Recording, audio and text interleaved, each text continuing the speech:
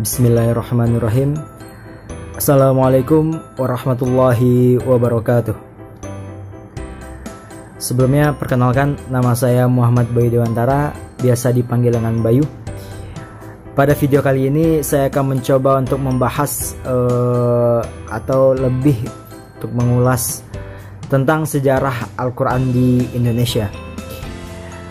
Berbicara tentang sejarah Al-Quran dan kita dalam konteks pada saat ini, kita bukan hanya mengkaji Al-Quran sebagai teks teologi saja, melainkan memahami bagaimana fenomena Al-Quran disikapi dan dipahami lebih lanjut tentang perkembangannya dari zaman ke zaman.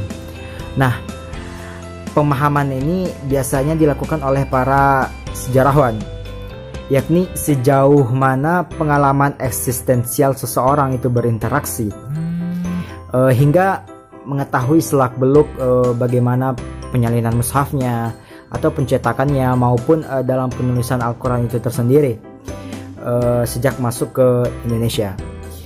Nah, kalau kita berbicara tentang konteks fenomenologi agama, sejauh mana penghayatan keberagaman seseorang itu atau masyarakat yang berinteraksi dengan kitab yang diklaimnya itu suci, seperti contoh Al-Quran, pengalaman ini bisa jadi emosional, spiritual, eksistensial, atau bahkan menyangkut terhadap dari motif-motif tertentu. Nah, di sini saya akan mencoba mengulas lagi dan menerangkan lebih jauh atau lebih dalam tentang perkembangan metode penulisan Al-Quran di Indonesia ini, dan juga tentang keterangan bahwa bagaimana sih bentuk penyalinan Al-Quran, kemudian tentang perkembangan metode penulisan Al-Quran.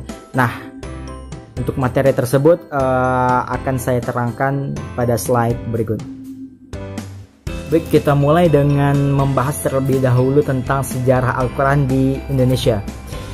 Penulisan Al-Quran sendiri diperkirakan telah ada di sekitar akhir abad ke-13, di mana pada saat itu kerajaan Samudra Pasai di Aceh itu menjadi kerajaan pertama yang memeluk agama Islam di Nusantara secara resmi melalui keislaman sang raja. Nah, penyalinan ini dilakukan secara tradisional karena pada masa itu belum ada teknologi untuk penggandaan naskah dalam jumlah yang besar. Hal ini menjadi semangat dakwah tentunya dalam mengajarkan Al-Quran kepada masyarakat dan motivasi yang kuat yang mendorong umat Islam saat itu untuk melakukan penyalinan mushaf Al-Quran di Indonesia. Kemudian yang kedua, yaitu penyalinan Al-Quran secara tradisional ini terus berlangsung sampai akhir abad ke-19 atau awal ke-20. Nah, ini dalam sejarahnya itu berlangsung di berbagai wilayah penting masyarakat Islam seperti Aceh, Banten, Padang, Cirebon, dan lain-lain. Kemudian yang ketiga, Al-Quran yang tertua dari kawasan yang diketahui sampai saat ini berasal dari penyalinan Al-Quran akhir abad ke-16. Saat ini naskah-naskah Al-Quran di Nusantara itu banyak disimpan di lembaga-lembaga pemerintahan baik di dalam negeri maupun di luar negeri seperti Malaysia, Belanda, dan beberapa negara atau tempat lainnya. Namun demikian, naskah-naskah di Indonesia itu diperkirakan tetap yang terbanyak yang dimiliki, baik itu oleh orang pribadi, museum, masjid, maupun pesantren. Nah, hal ini ternyata telah diteliti lagi oleh Badan Litbang dan Diklat Departemen Agama Republik Indonesia pada sejak tahun 2003 sampai 2005 di berbagai daerah yang memperlihatkan bahwa naskah Al-Quran di Indonesia dapat dikatakan masih banyak, sekitar 300-an naskah. Nah, mereka ini menjelaskan bahwa penyalinan Al-Quran pada masa lampau itu dilakukan cukup merata di berbagai tempat wilayah Nusantara. Kemudian kita masuk kepada materi berbagai periode yang menghiasi perkembangan metode penulisan Al-Quran. Yang pertama, mushaf tulisan tangan. Nah, teknik ini dimulai sejak abad ke-13 Masehi dan hasilnya banyak sekali tersimpan di berbagai museum, perpustakaan, pesantren dan sebagainya. Nah, mushaf kuno ini yang berada di Bait Al-Quran dan Museum Istiqlal ini berjumlah sekitar 29 buah, termasuk mushaf-mushaf besar, sedangkan mushaf-mushaf Al-Quran kuno yang berusia lebih dari 50 tahun dan ditulis tangan di atas kertas berupa watermark ada sebanyak 22 mushaf. Nah, dalam penulisannya ini terdapat iluminasi-iluminasi yang menjadi ciri khas suatu daerah. Iluminasi ini tidak hanya digunakan dalam mushaf, namun juga dalam naskah-naskah keagamaan. Pola dan motif ini memperlihatkan standarisasi pola tertentu dan pewarnaan yang seragam sehingga mushaf ini cukup mudah untuk dikenali. Kemudian mushaf cetak mesin. Nah, diketahui bahwa cetakan awal yang beredar di Asia Tenggara terjadi pada akhir abad ke-19. Namun dalam penyebarannya itu tidaklah banyak. Pusat-pusat percetakan pada saat itu berada di Palembang, Singapura, Bombay, bahkan serta ke Eropa, yaitu di Turki.